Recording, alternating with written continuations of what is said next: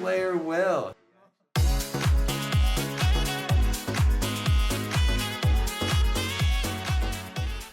Welcome back, Visions fans. Ready Player Will here for the Helena the Rose Regalia character review. This is, in all honesty, likely to be my last character review ever. Very bittersweet, obviously, with End of Service being announced. I do plan on doing some content in the next 2 months, but it won't be new character analysis related. Even for the characters that are coming out on the JP side of the game, I will not be covering that content going forward. I will not be making an account for that. My time with War of the Visions ends here with Global, but I will make a video trying to at least talk about what I'm going to go over the next 2 months in terms of new teams, new replays. I can kind of share a little more than I could previously because there's not a whole lot on the line anymore in terms of secrets. But for those who are still playing the game, hopefully getting something out of it. But for now, at least diving into the brand new character being released simultaneously in both Global and JP, Helena the Rose Regalian. Pretty standard things for today. The character overview, the commander, we'll go through the stats, the report card, some general thoughts, all of the regular stuff I've been doing for the last, I don't know, 3-4 years at this point. For the character overview, she is the new ice unit added to the game with the unique main job of Crimson Sorceress. They gave her the sub-jobs of Conjoiner, which is the first time we've had this job since, was it Winter Wrath? Halloween Wrath. Halloween Alaya, that's it. Her main job. She also has the Time Mage sub-job here. She does equip books, which is kind of a nice surprise. Hats, cloths, and accessories. Move of 3, jump of 1 as a 100 cost unit, and most definitely a 97 faith unit. She is a magic DPS. Now, she does have a max range of 6 squares away, both on her main job there, 2 AoE abilities and 2 single target abilities. From a resistance standpoint, the 2 negatives here are 10% to both strike and missile, so clearly one of the few ways you can try to chip away at her. She is a very bulky unit overall, with some other double-digit resistances. The Pierce one stands out as rather nice, the 15% to Pierce, 20% to Slash, 15% to Magic. From an ailment perspective, again, being a 97 faith unit, you should be cognizant of what she can at least resist innately. It's the 50% to Disable and Confuse. I actually like the Disable one quite a lot. The Confusion is maybe lesser. Agrius comes to mind for more notable Confusion users, but whatever, okay. 10% to Silence, though, certainly nice for that, I guess, Ashen Mont matchup, but I'll be honest, not a lot of real meta-defining ailment resistances here, so there might be a way that you can kind of get at her and take advantage of the lack of those innate resistances. Now, for the Mastery ability, they gave her a little bit of extra HP, 10% unit res, and 15% debuff weakening, and on the Dream upgrade, she does get 20% accuracy and 40% reaction block rate. Very good. There's a lot of counter abilities right now in the game that are a 70% proc chance off of magic attacks, so that does help to have that innately. Now, for the commander effect, she is a Guild War commander, only for ice units, though, in terms of what she gives for stat upgrades. It's attack and magic 10%, crit rate and crit damage 10%, both the modifier and the rate, unit res of 10%, and a permanent 5% undispellable physical damage reduction. She does act as a commander for Sword, Red Mage, Greatsword, Bow, and Book, but does not give any statistical upgrades for them. But her ability, at least from how I'm reading it on WOTV Calc at the moment, it increases your max HP by 35% and then restores 20% of it when you fall below a certain threshold.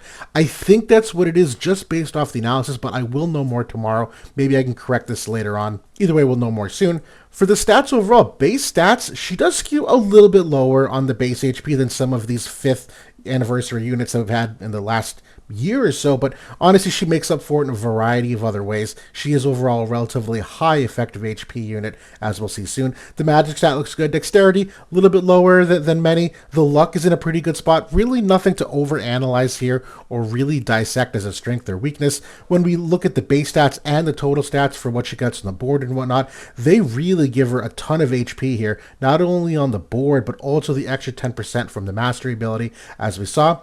Overall, in a pretty good spot. I'm pretty happy with the stats, but not really a crit rate unit. That is something that we'll circle back on in just a little bit, but overall in a healthy spot. Agility-wise, also very good too. She is among one of the faster units in the game. She does have an agility passive that you have the option of equipping. You won't always have that on. If you don't, she still remains above average though from an agility perspective, so in a pretty good spot there. The other stats here, again, innate critical hit rate, really not something you're going to see a lot of. The critical avoidance rate, rather pedestrian as well, really not knowing known in that regard either. The accuracy is actually pretty darn good innately, but there's no any kind of passives or guaranteed hit in the kit, so her accuracy is kind of capped here innately, but it is a very good starting spot. You'll just need some help with the espers and Alex rings and buffs and vision cards, the normal kind of stuff. Now for evasion with luck scaling equips, at this point I would not even consider this pseudo evade like we were a year ago. The power creep in the game for accuracy, particularly right now with Riku and Venera running around, makes the evasion angle for her tenuous at best, really not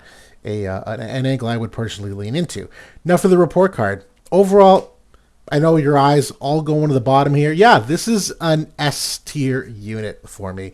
Effective HP is an A. She's got 20% all element res baked into her main passive with the 10 unit res. I believe right now, based off the translation, that she has the subtly kind of passive that every third turn she gets 30% magic reduction. It's a little confusing how WOTV Calc phrases it, but that's our deduction at this moment. The survivability is an S. She's Courage, it's Courage Seal, 20% Protect 2.0. She's got another 20% all element res on a buff, 25% AoE res on her aura. Her Limit Break not only is a healing spell, but it's a 40% heal back and a 3-turn reflect of all magic attacks, which means she'll take no magic damage for 3 hits, or 3 turns. I'm sorry, it's literally 3 turns. Absolutely crazy that they've baked that into her. The damage, I think, is an A. The penetrations are there, 40% to the magic and the spirit, 20% to AoE penetration on her weapon. She can get another 40% on critical hit, but again, I don't think that's likely, so not really relying on that from an analytical perspective. She does have on AoE a magic barrier break, remove shell 2.0, and can remove magic wide res, so there's not a lot of things you can do to really mitigate her damage from a buff perspective. It's really going to come down to the vision cards and passives. The agility for me is an A. Again, a lot of these stats in the middle here we kind of already went over. The accuracy, above average at that B+. She does have an extra hit chance on her 120 ability to kind of help out against those higher evade units. The evasion is a C. The movement is a D, though. No move or jump alterations anywhere in the kit. I think the rest of this is all A's. Auto ease of use, very straightforward AI, really simple to do the job she wants to. The passives, she's got a great main passive with some good alternative options. The counter ability is a pretty run-of-the-mill preemptive counter that we've seen is effective enough. The overall job and kit, I think, is an A. Very well-rounded, very bulky, very self-sustaining with good damage, good utility for an overall S grade, and how fitting for my final character review for it to be a banger of a unit. This is going to be a heavily featured unit over the last 2 months here of End of Series. And so just some general thoughts.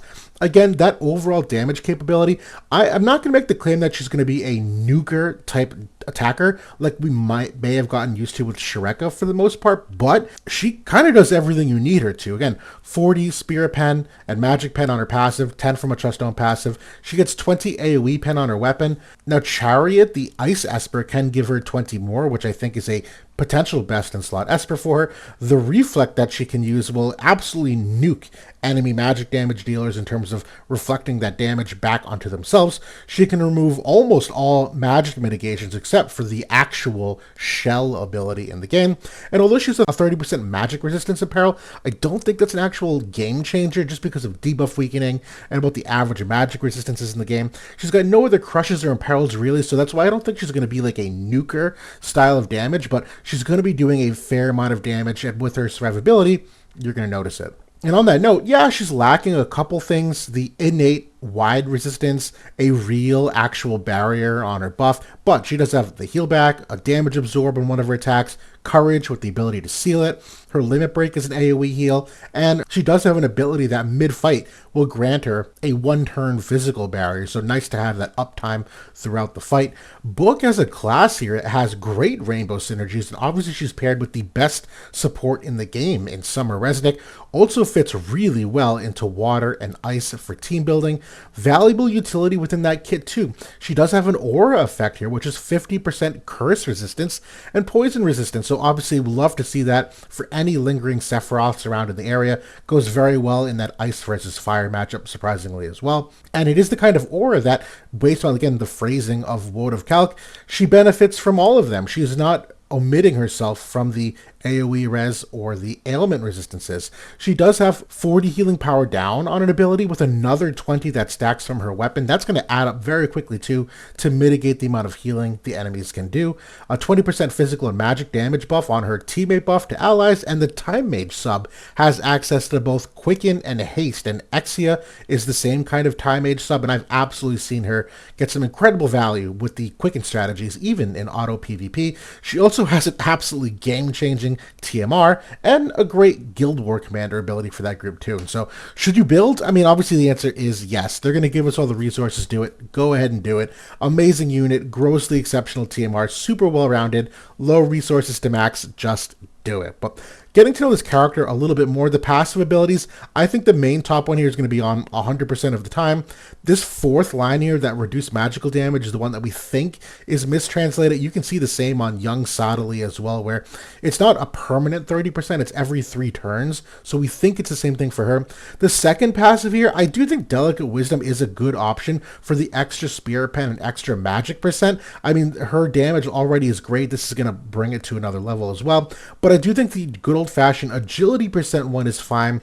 I would just be worried a little bit about what the negative hate could do for your buff rotation potentially, but overall that negative hate is also another great piece of survivability on the battlefield when it comes to all these different select 2 abilities. There are other options that I would entertain, but I think for auto PvP, you're pretty safe in this wheelhouse of the 3 of them. Now for the counter ability, she's got that preemptive 70% chance to proc counter for slash and magic damage only though, but certainly helpful in those instances where a lot of times that preemptive ability will kill an enemy before they have the chance to attack you. The other ones are okay, but that's definitely my favorite. For the main job buffs here, her teammate buff is that 20% physical magic damage to teammates. It's the courage seal for herself and allies as well. She simultaneously gives herself courage in the same buff, and it's the 20%, we call it Protect 2.0 in here. And this is also where she gets the extra AoE pen when she performs a critical hit, which, again, I think is going to be rare, but it's there. The second buff here is her aura effect, so crucial that you activate the second one. It's an additional 20% all element res, getting her up to 40. It's a free 30% magic resistance for herself as well. And this aura effect here has 4 different attributes to it. I didn't even mention it in the report card or general thoughts. The fourth one here, the fact that you cannot have your CT decreased for herself or allies, absolutely amazing that she brings in that wrinkle of utility in addition to the ailment resistances and the 25% AoE res. This is an absolutely awesome aura to be able to activate. Now for the main job offensive abilities, all of her attacks scale off 120% of her magic stat. I'm pretty happy with the variation of shapes here. She is again more of a wide oriented attacker, not only from a diamond, but this larger cross-shaped perspective. One interesting thing to note is that Violet Rose is non-reflectable. So for that mirror matchup of potential Helenas, this ability won't be reflected. I would be curious to see how this plays out in that interaction, but overall, pretty good modifiers. You got 2 of them here at 200%. You have this damage absorb on Violet Rose, also is the one-time physical barrier. This is also where the healing power down is with the remove AoE wide res. The 120 ability here is that extra hit chance for some of those higher evade enemies, and she also can inflict curse here, but it is at that 25% threshold, so not only is it nullified by enemy Helena auras, but even a regular old Truststone passive will nullify it. So while that's very cool that that's there, I don't think you're going to see it proc all that often, just given how staunch people are against defending against curse already as it is. Now the triple energy, nice triple hit here. I think this is okay. I'll be honest though, I think she has a better attack in the sub job, which we'll talk about in 1 second. But for now, let's look at the limit break here, which is really another game-changing limit break. This is one of the most curious things I want to see that I didn't really talk about either, is looking at her AI to see, does she have a healer AI or does she have a DPS AI? Because I'm very curious the opportunities that she will use this, because this is not a damaging ability, it's a curative ability.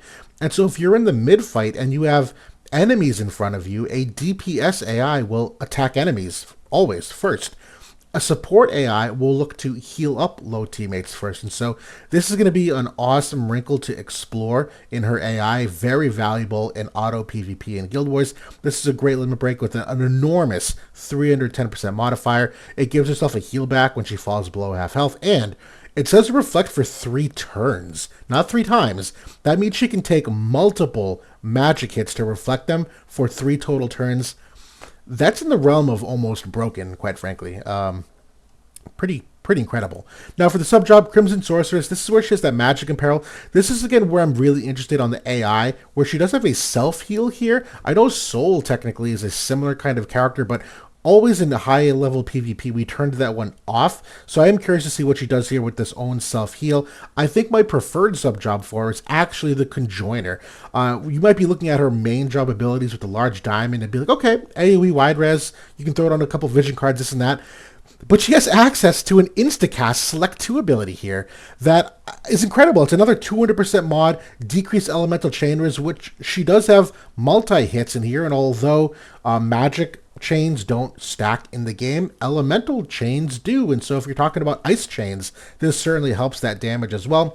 I like the Toad ability here if you're going against Hyper Evade and don't have enough accuracy, that she can select to potentially Toad some of the girls. That's not a commonly defended status element, so I think that's super fun to play with. And if you do have the opportunity of getting a third buff within her rotation, this is a nasty buff here on the Conjoiner, where when you fall below half health, it will activate haste in the mid fight. But even before that, you do have Protect Seal and Protect and Shell here, which again, if you recall, in a mirror matchup, Helena does not have any shell removal capabilities, so this will help you in that mirror matchup. And then just in general versus physical damage, nice to have that Protect Seal here as well. I think this sub-job is very much superior than the Crimson Witch, but the Time Mage sub-job does have a time and place for the Quicken capability here. I really would never lean into the haste for guard haste, particularly because you would likely need to turn her passive on for the nullify CT changes, where she might be hasting herself. Maybe you don't want that to happen, but I think Quicken here is super, super valuable. I love this option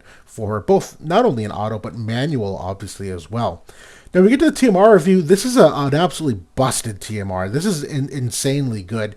It's an accessory with 5 agility on it. It grants a general barrier to a teammate for 4 hits. It's also a curative ability for not only the teammate, but also herself. And I actually don't even know what this untranslated effect is yet.